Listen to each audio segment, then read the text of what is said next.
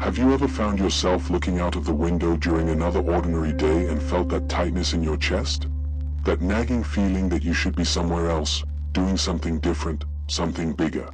I know what it's like to wake up every morning feeling like there's an empty space between who you are today and who you could be.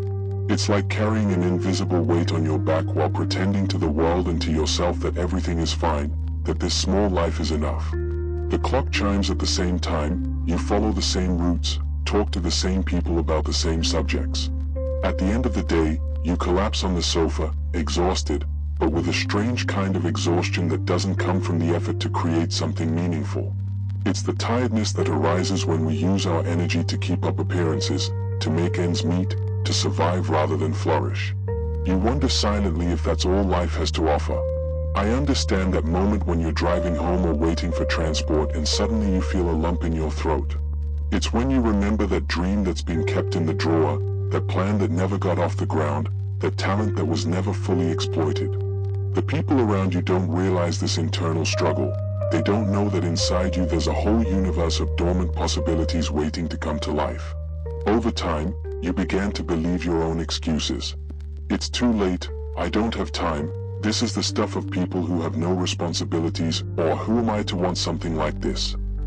These phrases became her daily mantra, a protective shield against the discomfort of taking a risk, of trying, of possibly failing. The fear of taking the next step has become a comfortable prison where the days pass predictably and safely, even if they are empty of purpose and passion.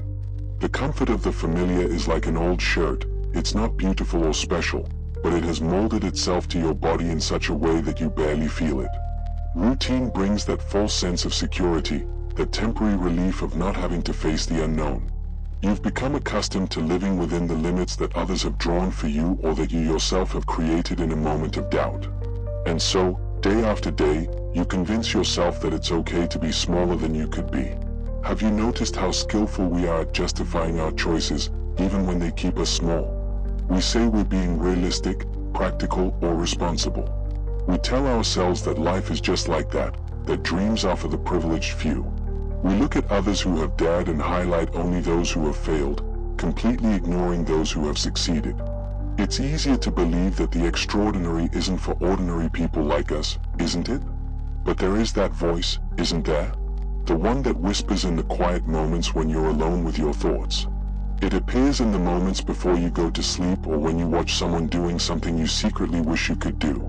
It's a gentle but persistent voice that says, you know you were born for more than this. And no matter how hard you try to ignore it, it always comes back, as if it knows your true potential better than you do. The world around us seems to conspire to make us content with little. People praise stability over passion, security over fulfillment. At least you have a job, at least you're healthy, at least you're not in need. And of course, there is truth and gratitude in these at leasts, but they can also become chains that bind us to a life of minimums, of survival, when we were born to live fully. You feel time passing, don't you? The years that once seemed long now speed up, and the distant future where you would finally live out your dreams begins to turn into a past full of what ifs. The opportunities you passed up because the time wasn't right, now seem like doors that may never open again. And yet you keep putting it off, waiting for a perfect moment that, deep down in your heart, you know will never come on its own. I remember that day when you looked in the mirror and, for a moment, saw not only who you were, but who you could have been. It was a brief moment, perhaps, but revealing. As if a curtain opened and you could see the full extent of your wasted potential. It wasn't a cruel or punitive thought, but an honest realization.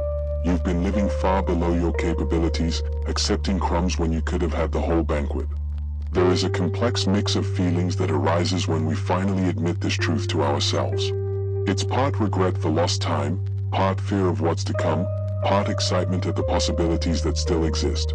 It's like standing at a crossroads where all roads are still possible, but you have to choose a direction and take the first step.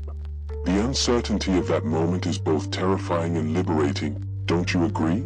What many people don't realize is that the real risk is not in trying something new, but in continuing exactly as you are. Because as long as you stand still, life continues its course, days turn into months, months into years, and what today seems impossible only because of the distance of time, tomorrow will be impossible because of the real lack of opportunity. Seeds that aren't planted will never have a chance to flourish, no matter how fertile the soil they're meant to be in. Watch a river for a moment. It never questions its right to flow, never doubts whether it should follow its course to the ocean. The river simply flows, skirting obstacles, finding new paths when a barrier appears. It doesn't waste time lamenting the stone in its path, it just flows around it and onwards. There is something deeply instructive in this nature of the river, something we forget about our own natural essence of movement and growth.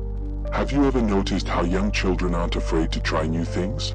They fall down dozens of times trying to walk and get up without drama, without shame, without that inner voice telling them that maybe walking isn't for them. They keep trying until one day they succeed, and then they move on to the next challenge. When exactly do we lose this natural resilience? At what point do we start interpreting falls not as part of the process, but as evidence that we should stop trying? Conformity is like that ambient music in department stores. You hardly realize it's there, but it affects your mood, your choices, your rhythm. We live immersed in subtle messages that encourage us not to make a fuss, not to attract attention, not to upset the system. Be realistic, they say. But what we call realism is often nothing more than a sophisticated form of surrender, a premature acceptance of the limits imposed by others or by ourselves. The seasons teach us a fundamental truth that we insist on forgetting. Everything changes, everything transforms. Just as winter doesn't last forever, the current state of your life isn't permanent, unless you decide it is. Trees don't resist autumn, they don't cling desperately to the yellowing leaves. They let them go, knowing intuitively that this letting go is necessary so that new leaves can be born the following spring. Perhaps it's time to ask yourself, which dead leaves are you still clinging to? Imagine you're having a simple meal, basic white rice with no seasoning. It's enough to satisfy your hunger, of course. It sustains the body, keeps you alive. But compare that to a well-prepared dish, with diverse ingredients, spices that awaken the palate, colors that brighten the eyes. Both nourish, but the difference between simply surviving and truly savoring the experience is abysmal. Many people live like people who eat white rice every day, satisfying only the bare minimum of their capacities and desires. History is full of people who were considered too dreamy, unrealistic, even crazy. People who were told 1,000 times that what they wanted was impossible, impractical, or naive. And yet it was precisely these people who transformed the world, who brought about advances that we now consider obvious and indispensable. The difference between them and those who surrendered wasn't talent or opportunity. It was a persistent refusal to accept the limits that others insisted on imposing. Have you ever noticed how we limit ourselves by the stories we tell ourselves about ourselves? I'm not good with numbers, I have no artistic talent, I've always been shy. We repeat these phrases until they become our identity, our permanent alibi for avoiding challenges. But these stories are rarely absolute truths, they are interpretations of past experiences, often based on isolated events or other people's opinions that we absorb without question, like the emotional sponges we were in childhood. It's funny how generous we are when we recognize potential in others, but so stingy when it comes to ourselves. We can clearly see how a friend is self-sabotaging, how they're letting fear stop them from taking the next step. We offer wise advice, remind them of their talents and abilities. You can do it, we say sincerely. But when we stand in front of the mirror, that compassionate, encouraging gaze suddenly disappears, replaced by a ruthless critic who only sees limitations. Think about how many decisions you make every day based not on what you really want, but on what you fear. Not on what could go right, but on what could go wrong. It's like planning a trip focusing only on the possible accidents, illnesses, and robberies you could suffer, completely ignoring the breathtaking landscapes, the life-changing encounters, the unforgettable memories you could create. What kind of traveler would do that? Yet that's exactly how many of us navigate life. The difference between a person who realizes their dreams and one who just dreams isn't in the obstacles they face, it's in their response to those obstacles. Both feel fear, both face doubts, both encounter external and internal resistance. The difference is that one allows these forces to determine her path, while the other acknowledges them, even honors them, but doesn't give them the final say. One is like a leaf in the wind, carried where circumstances push it. The other is like a sailboat, using the same wind to get where it wants to go. We often treat our limitations as if they were immutable genetic traits, like eye color or height.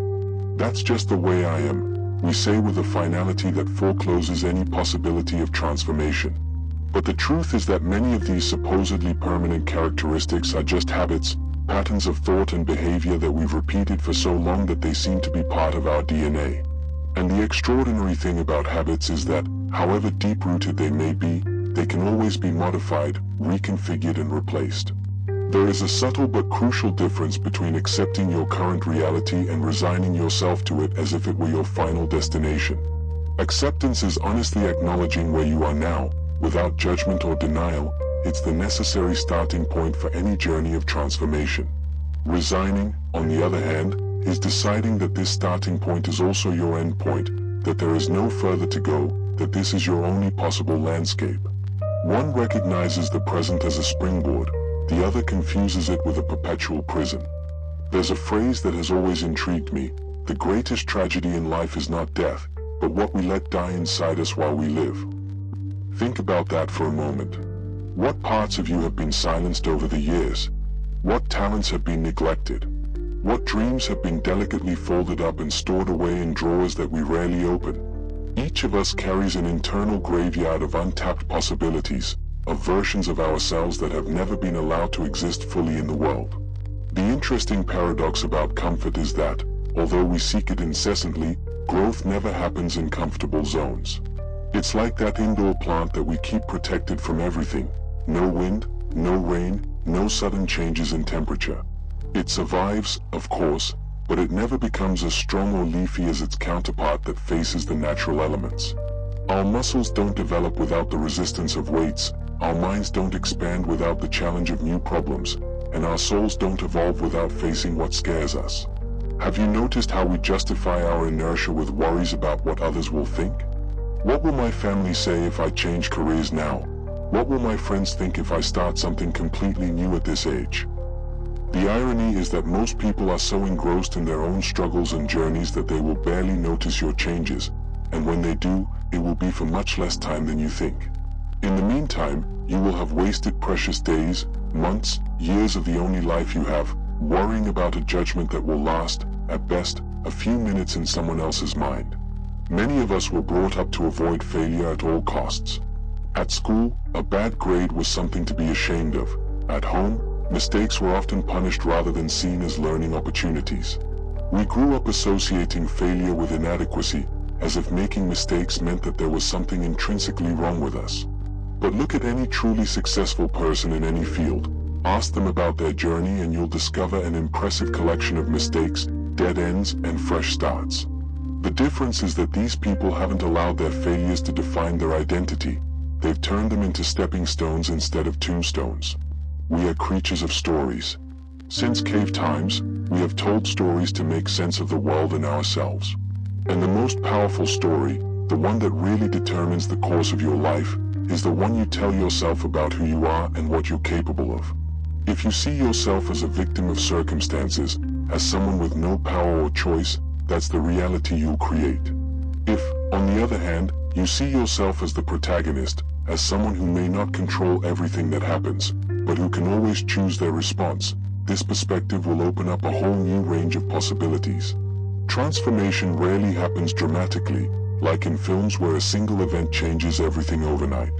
In real life, it's more like the changing of the seasons, a gradual process, almost imperceptible in everyday life, but deeply significant when we look back after a few months.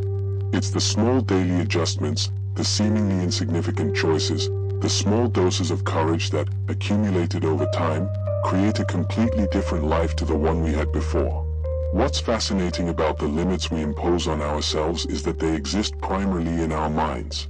They're like invisible fences that we respect even though nobody actually built them. This isn't for people like me. I'm too old to start this. I've never been good at it.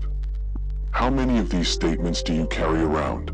What if, just as an experiment, you decided to question each of them? What if you asked yourself, who said it? Based on what?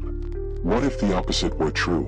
One of the most liberating discoveries we can make is that fear never disappears completely, and that's not a problem. Courageous people aren't those who don't feel fear.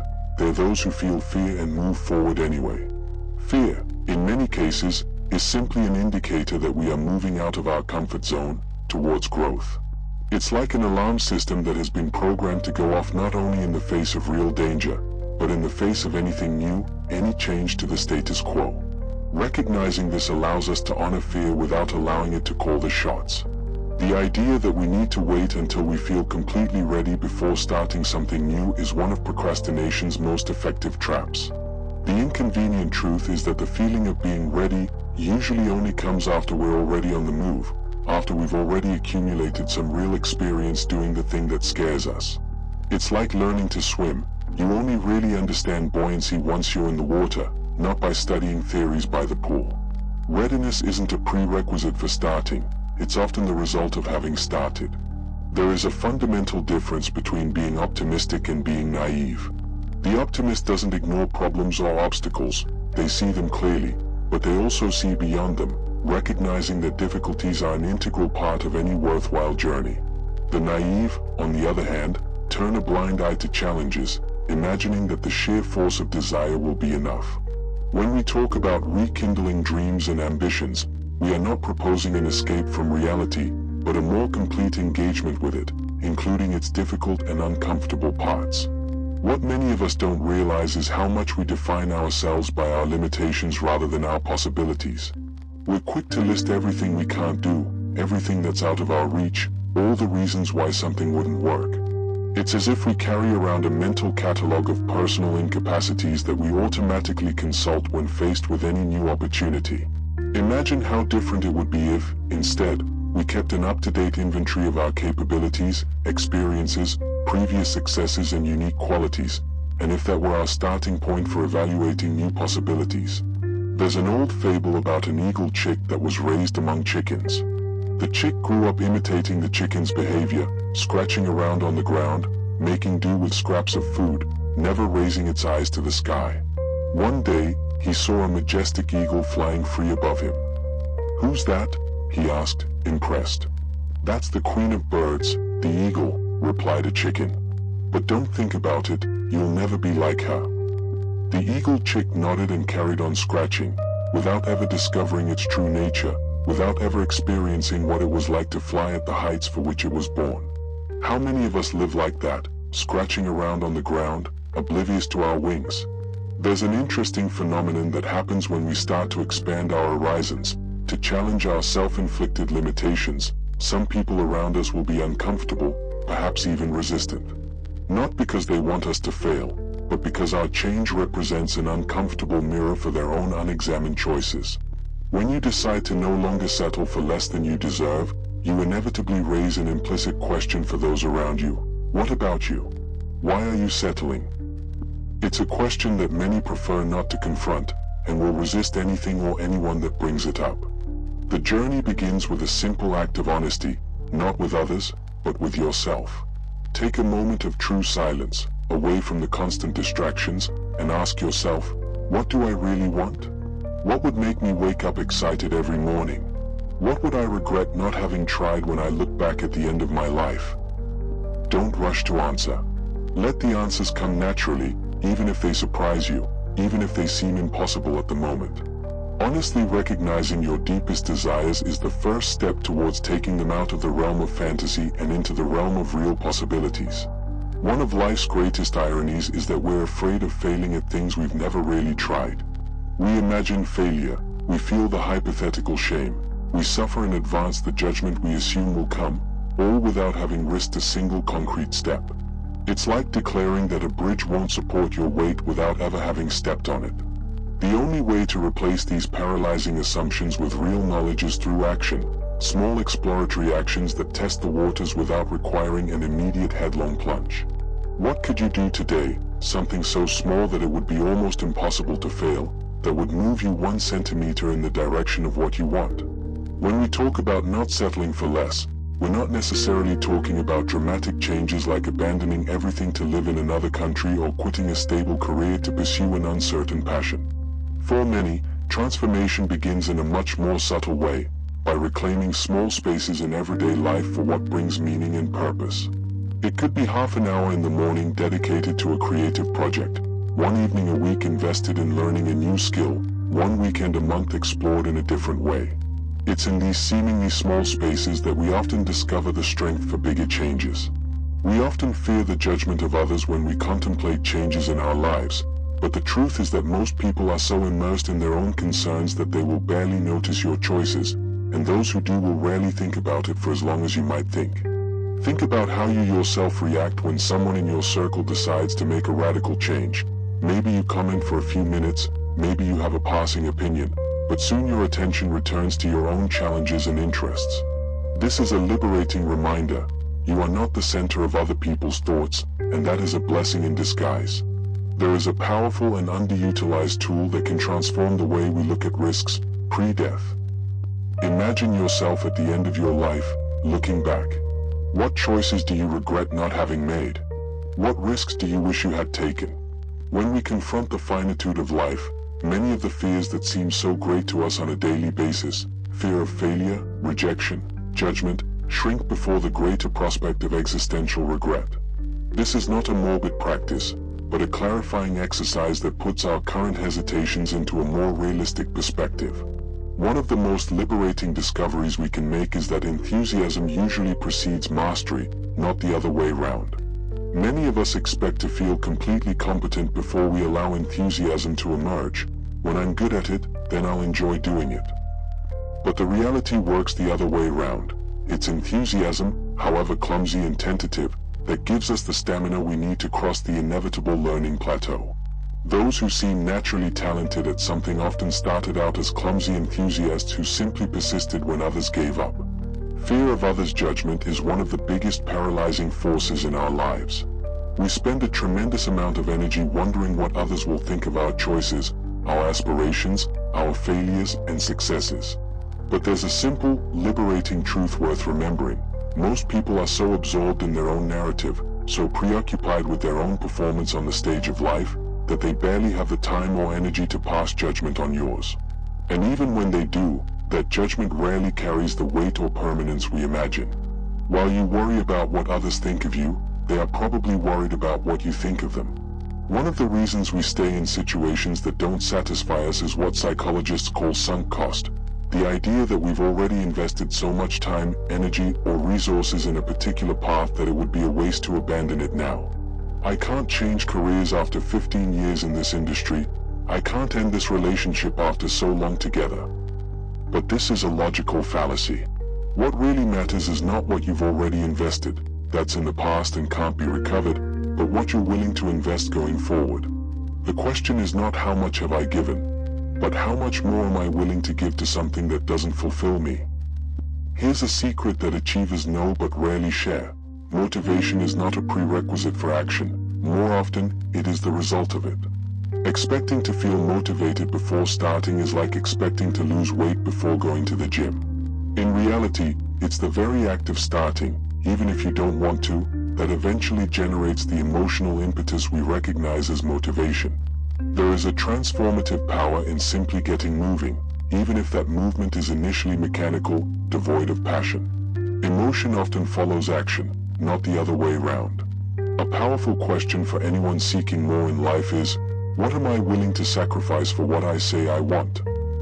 Any significant transformation requires something in return: time, comfort, certainties, perhaps even relationships that don't support your growth. There is no creation without some kind of destruction, no room for the new without letting go of something old. Many say they want a different life, but few are willing to give up what needs to be left behind.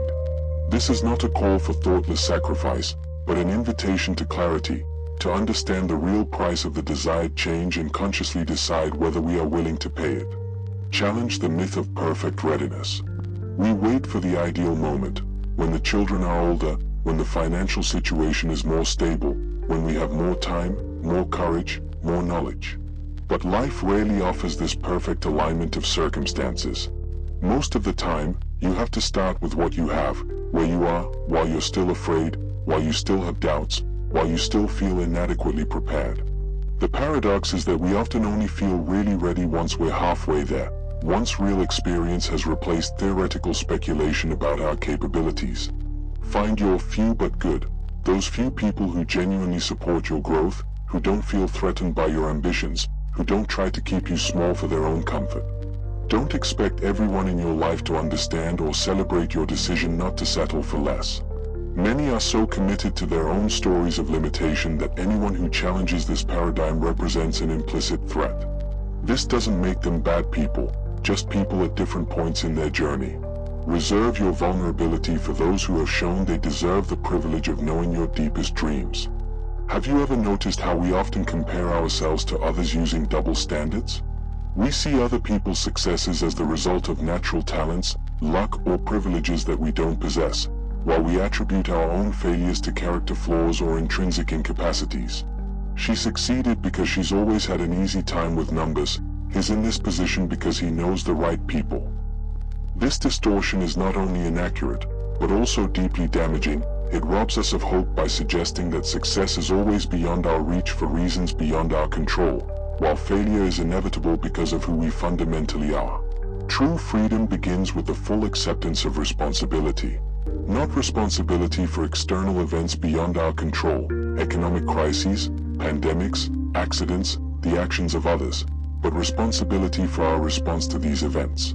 As long as we continue to explain our current life through external circumstances, we will forever remain at their mercy.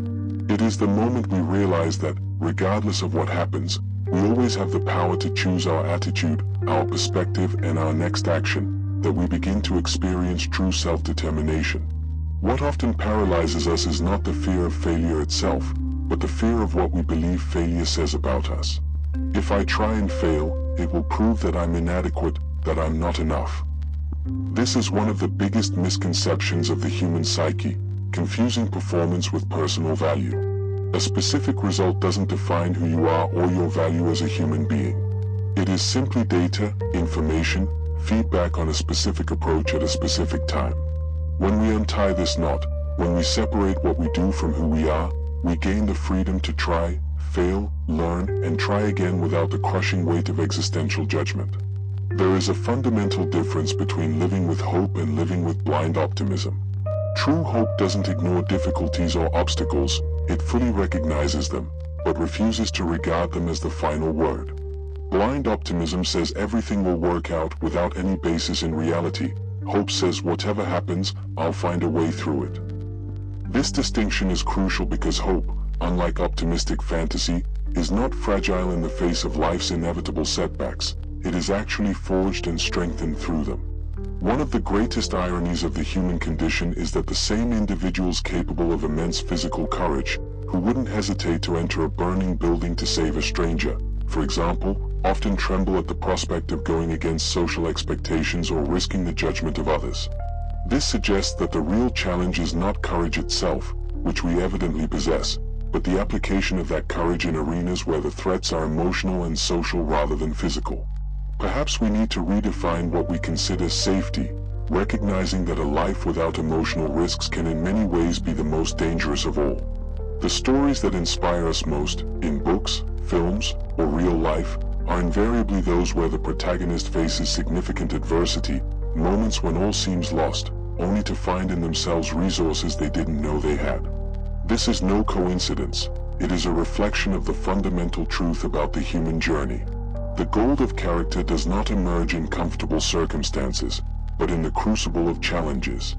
It's not the moments of ease that reveal who we really are, but the moments when we keep moving forward when everything in us wants to give up. Notice how nature doesn't rush, but it doesn't waste time either. A seed doesn't become a tree overnight, but neither does it stay at the same stage indefinitely. Each day brings a small development, imperceptible in isolation but deeply significant in the aggregate.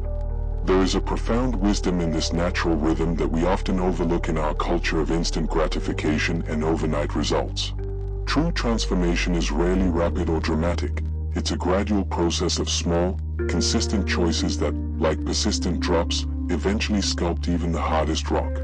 One of the biggest obstacles to our growth is the belief that our emotions should dictate our actions. I'm not feeling motivated today, so I'm not going to work on my project. I'm scared, so I won't take that step. This is a self-imposed prison. because feelings are by nature fluctuating and inconsistent. People who achieve extraordinary things are not those who never feel fear, doubt, tiredness, or demotivation. They are those who have learned to act in spite of these emotions, recognizing that they are fleeting and that they don't always reflect reality or what is best for us in the long term. Part of emotional maturity is accepting that not every day will be inspiring or transformative. There will be dull days, difficult days, days when it feels like we're back where we started. But even on those days, especially on those days, we have the opportunity to practice commitment and consistency, qualities that, in the end, are much more reliable than occasional inspiration. It's easy to keep going when we're excited and motivated. The real test of character is to keep going when these emotional fuels are temporarily depleted. The meaningful life is rarely the most comfortable.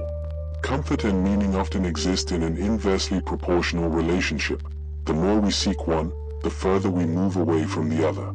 This doesn't mean that we should seek suffering or deprivation for its own sake, but rather recognize that temporary discomfort is often the price of evolution, self-discovery, and true fulfillment. Like a muscle that only develops when subjected to resistance, our ability to find and create meaning grows through the challenges we face, not in spite of them.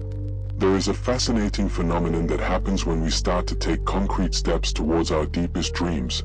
The universe seems to respond with unexpected opportunities, fortuitous connections, resources we didn't imagine were available. This isn't a mystery or magic, it's simply the result of changing our perception and our attitude towards life. When we move with clear purpose, we naturally notice what was previously unnoticed. When we communicate our intentions to the world, those who can contribute to our journey are able to find us. It's as if, when we demonstrate commitment through action, life says, "Now I know you're serious. Let's work together." In the end, perhaps the most important question is not what do I want to achieve, or how can I succeed, but who do I want to become through this journey? Because while external results often depend on factors beyond our control, the development of our character, the expansion of our consciousness, the depth of our compassion, these are always within our reach, regardless of external circumstances. When we stay focused on the person we are becoming through our daily choices, both success and failure become valuable teachers rather than ruthless judges. Remember, you're not just living your life, you're creating it, moment by moment, choice by choice. This is both an enormous responsibility and an extraordinary privilege. The creative power you possess is vast, far greater than you may have allowed yourself to recognize until now. There is within you a capacity for renewal and reinvention that transcends any current circumstance, any past history, any perceived limitation. You were born for more, not because the more exists somewhere far away, separate from you, but because the more already exists within you, waiting to be recognized, nurtured, and expressed.